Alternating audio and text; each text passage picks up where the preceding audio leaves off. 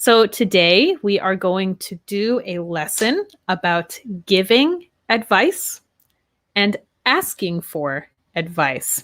So you might hear some things you already know, and I hope to give you some new terms and new phrases you can use. What is advice? Do you guys know? What is advice? Advice is an opinion that someone gives you about what you should do or how you should act in a situation in life. So, advice is something we can give and something we can ask for. So, what kind of words can we use to give advice? Well, one tip is right here in our definition.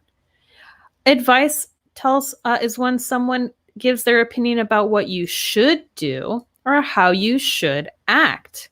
And indeed, this is one of the words we will talk about today. So, who do you usually ask for advice? And have you ever given advice in English?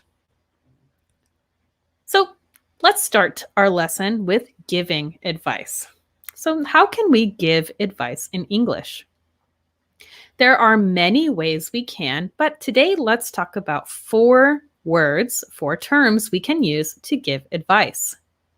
Today, let's talk about the words could, should, ought to, and had better. So, when we look at these words, they are similar, and we can use all of them for giving advice, but some of them are a little weak, and some of them are stronger.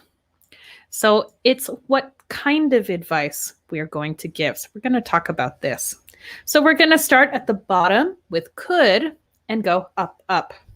So let's begin with the word could. Could is something called a modal verb. A modal verb is an auxiliary or helping verb that expresses necessity or possibility. If you guys don't know this word necessity, it is related to the word need. So, maybe you know the word necessary. So, modal verbs in English are words like could, should, may, and might, and so on.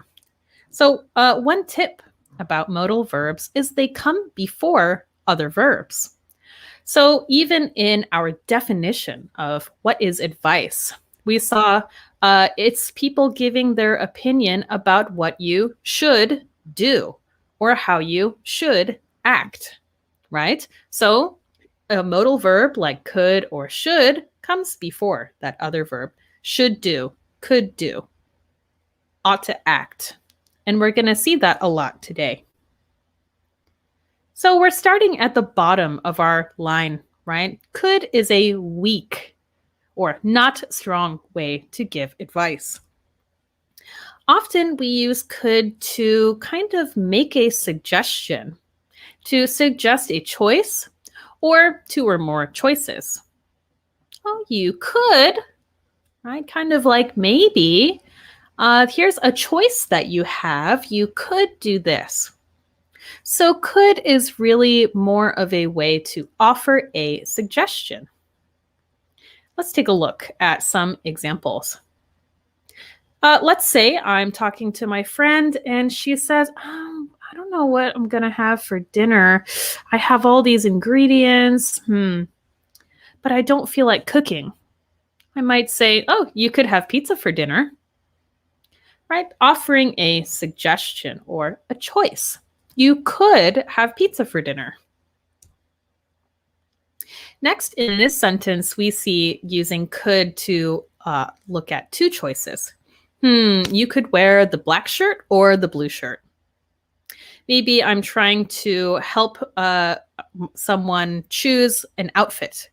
You could wear that one or that one, but not the other ones, right? Those are your choices. You could wear this or that. So in these first 2, we see, right, suggestion, offering choices. Or, again, just a suggestion. Maybe someone is asking you what you think they should do for vacation. You could travel to Japan for vacation. You could. Maybe. Just a suggestion. So, with our modal verbs, like could and should, when we use not, it also comes before that second verb, right? So, just like we would say, if we look here, could have, could wear, could travel. If we want to add not, it comes right after the word could. For example, let's say my friend is asking for advice what they should do tonight, and they say, "Oh, I think I'm gonna see a movie." I might say, "You could not see a movie tonight. You could hang out with me instead."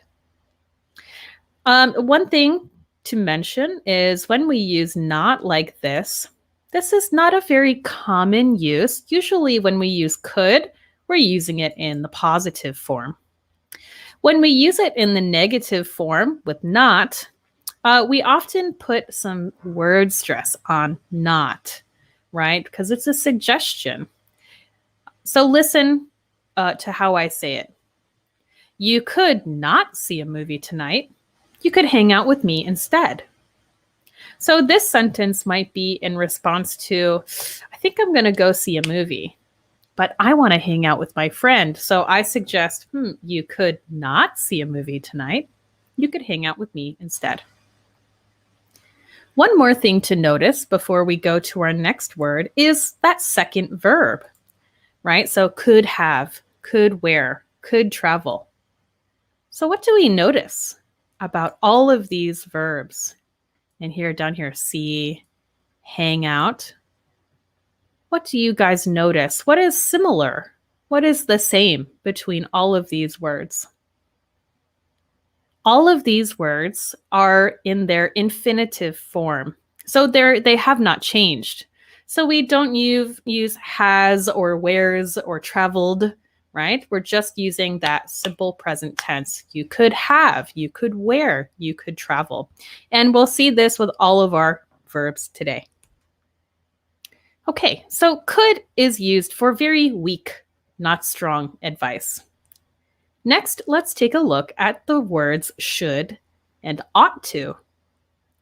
As we see here, should and ought to are stronger than could, but weaker than had better.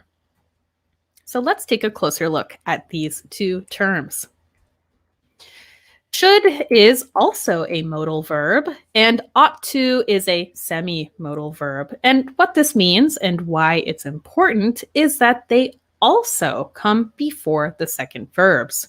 Just like we saw could see, could travel, we would say should see, ought to travel. So it works the same way.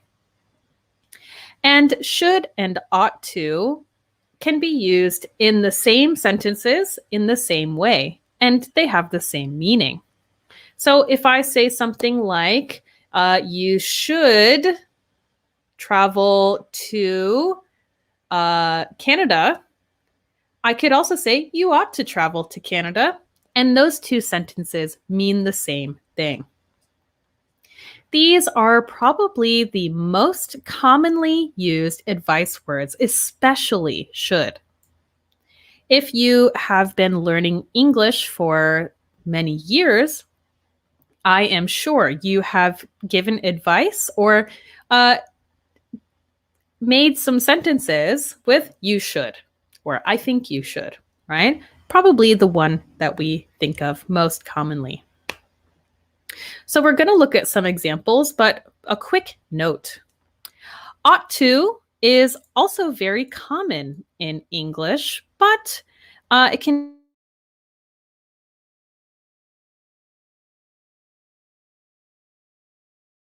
always with to, even in the negative form. So I would never say something like you ought go. I would say you ought to go. And even in the negative form, you ought not to. So one difference here, right? We'd say could not, should not, but here with ought to, Not goes in the middle. You ought not to. So let's take a look at some examples of how we can use should and ought to. Number 1, you should come to dinner with me. So simple, right? This is stronger than you could. If I said you could come to dinner with me, it's just a suggestion. You should means I'm telling you that I want you to. I think you should. You ought to go to the beach this summer. So here again, same level of giving advice. One quick tip about saying ought to. Often in English, when we have words like this, sometimes we take two words and put them together.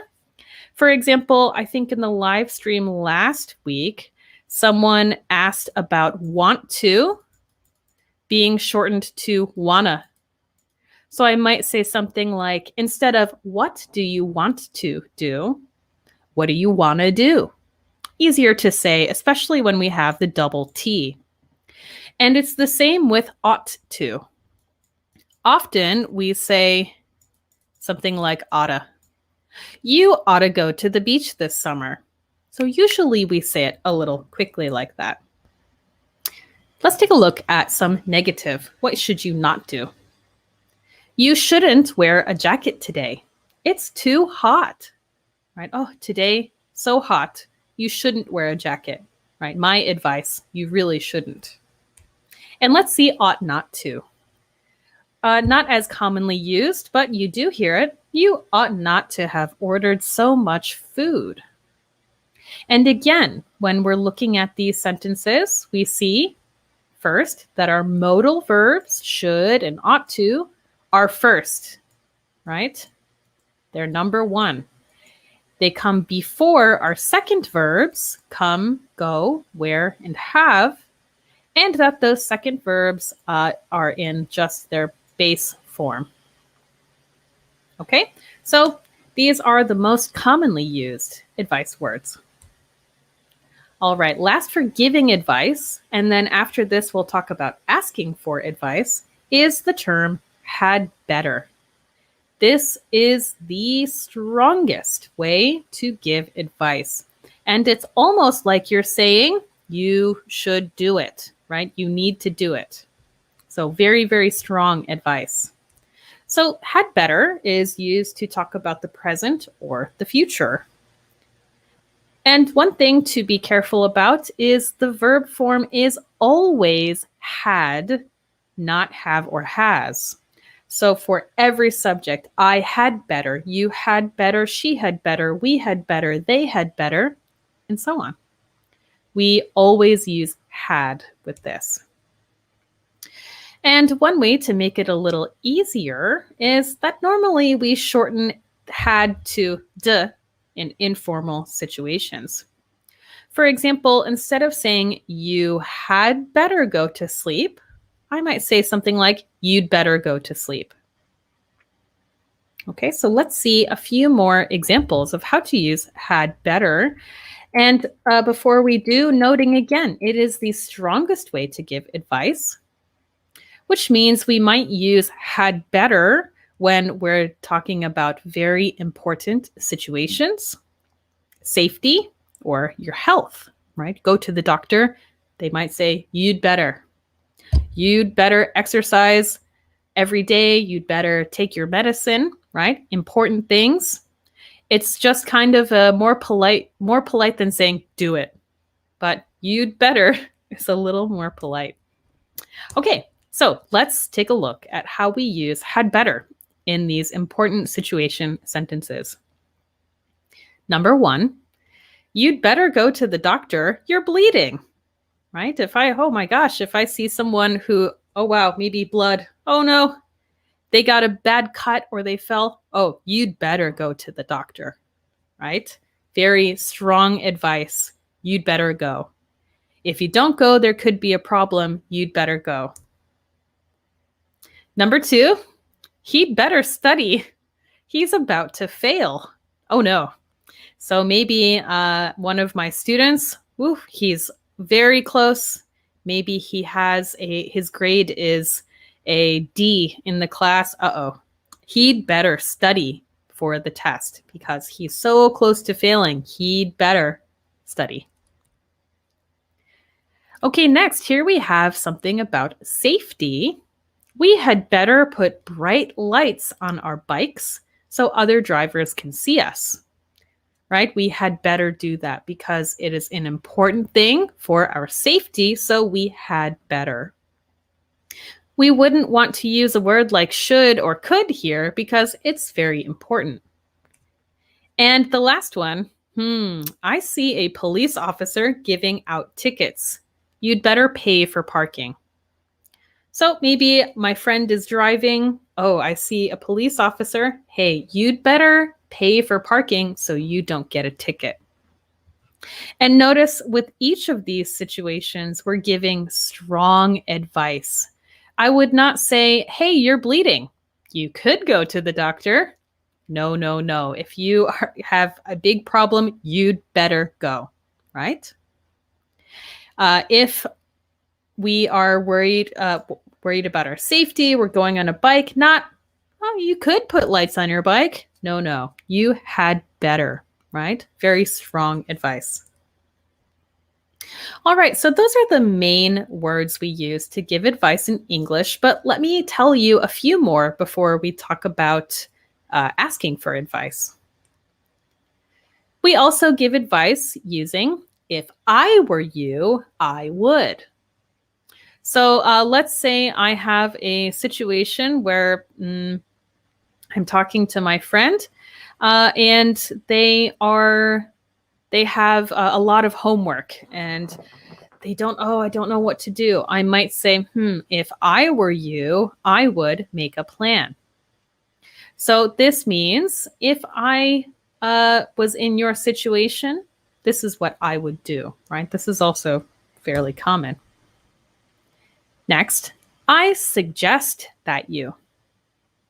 So a few times in today's live stream, I've used the word suggestion, especially like could, right? We use could to make a suggestion.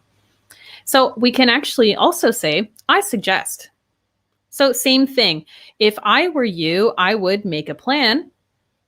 I suggest that you make a plan. It might be a good idea to. It might be a good idea to make a plan. So if we take a look at these, especially if I were you, I would, and it might be a good idea. This is very polite, not very direct, right? You should, you ought to. No, oh, well, if I were you, it might be a good idea. So here, a very soft and polite way to give advice. And next we have questions. Why don't you? Have you considered? One thing with questions is our verb here is going to end in ing. Why don't you? Oh, nope, my mistake. Only with have you. Why don't you make a plan? Have you considered making a plan? So these are 5 more ways that we can give advice. All right. Whew.